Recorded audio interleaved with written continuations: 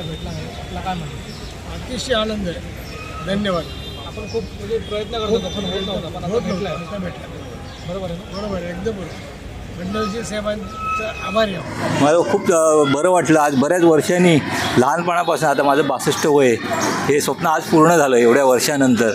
याच्याबद्दल मी आभारी आहे सरकारचा.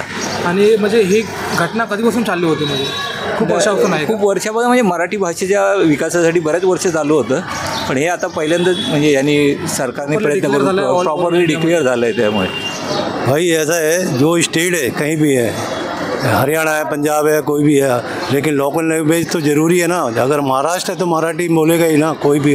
हम भी बोलते हैं और हमको भी बोलनी चाहिए और सबको आनी चाहिए. और जो दर्जा मिला है वो आपको सही लगता ना? हाँ सही है, बिल्कुल बिल्कुल ठीक है भाई. शुक्रिया.